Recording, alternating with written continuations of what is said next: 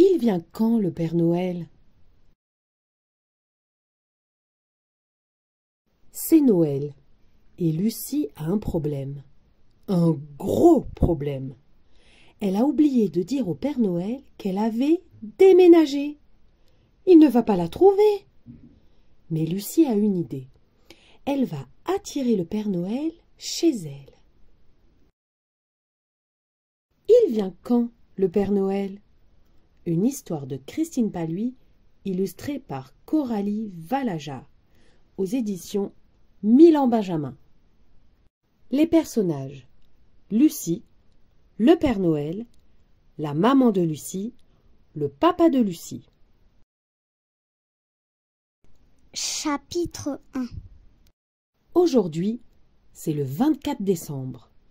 Lucie a bien décoré sa chambre. Mais depuis une heure, une petite trouille ne la quitte pas. Elle gigote, là, dans son estomac. Lucie tape du pied. Calamité! Cette nuit, le Père Noël ne va pas me trouver. Comment ai-je pu oublier? Lucie n'a pas dit au Père Noël qu'elle avait déménagé.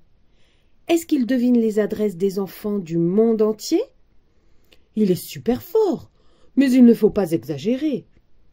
Lucie cherche, elle tourne en rond. Tout à coup, hurrah! Voilà une solution. Lucie rassemble de la ficelle, des étiquettes et des ballons.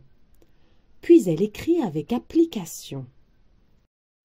Cher Père Noël, attention, Lucie habite 5 rue des Grillons. Lucie attache les étiquettes au ballon et elle ouvre sa fenêtre.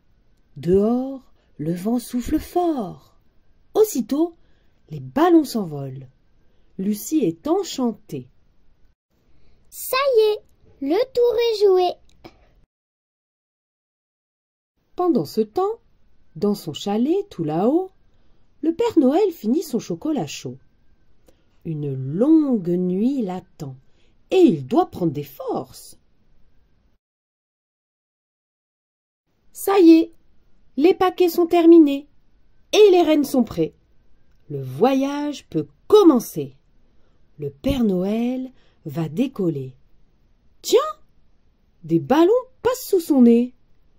Doucement, il se pose sur le traîneau. Mais un coup de vent les entraîne plus haut. Chapitre 2.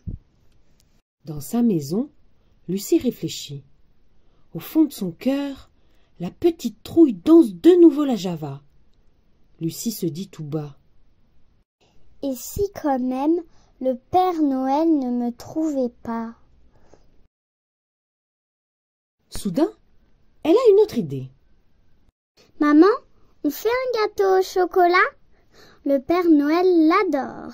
Je l'ai lu dans une histoire. Le gâteau est dans le four. La bonne odeur de chocolat s'échappe par les fenêtres. Lucie est rassurée. Ce parfum va guider le Père Noël. Pendant ce temps, sur son traîneau, le Père Noël sifflote dans le froid. Mais tout à coup... Oh, oh, oh, tchou! Saperlipopette, me voilà enrhumé. J'aurais dû mettre un cache-nez. Le Père Noël est bien embêté.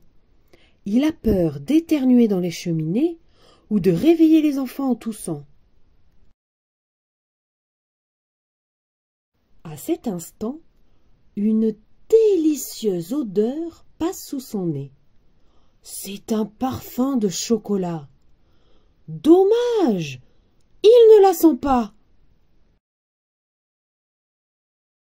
Chapitre 3. La nuit est tombée. Dans sa maison, Lucie se pose des questions.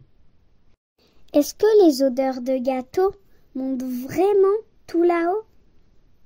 La petite trouille se roule en boule dans sa gorge. Lucie n'a plus de solution. Elle tourne en rond. Elle va pleurer à gros bouillons. Papa arrive alors en souriant. Comment? À cette heure-ci, mais Lucie n'a pas encore installé les bougies. Lucie saute à son cou pour lui faire plein de bisous. Yahoo! T'es un super papayou! Papa est très content, mais il ne comprend pas vraiment. Ça ne fait rien. Lucie est déjà dans le jardin. Cette année, elle sait comment poser les bougies. Avant de se coucher, elle appelle son papa pour qu'il vienne les allumer. Elle a formé des mots étincelants. Lucie est ici. Le soleil va bientôt se lever. En filant dans le ciel étoilé, le Père Noël tousse et sourit en même temps. Ouf! Sa tournée est terminée. Les cadeaux sont déposés et aucun enfant ne s'est réveillé. Demain, tout le monde sera content. Et dans un instant, il va pouvoir se réchauffer en buvant un bon chocolat fumant. Pendant ce temps, Lucie descend l'escalier sur la pointe des pieds. Près du sapin, il y a plein de cadeaux et plus une miette de gâteau. Lucie s'approche. Dans le plat, elle lit des lettres dessinées au doigt avec du chocolat. Pas de souci. Je savais que tu étais ici.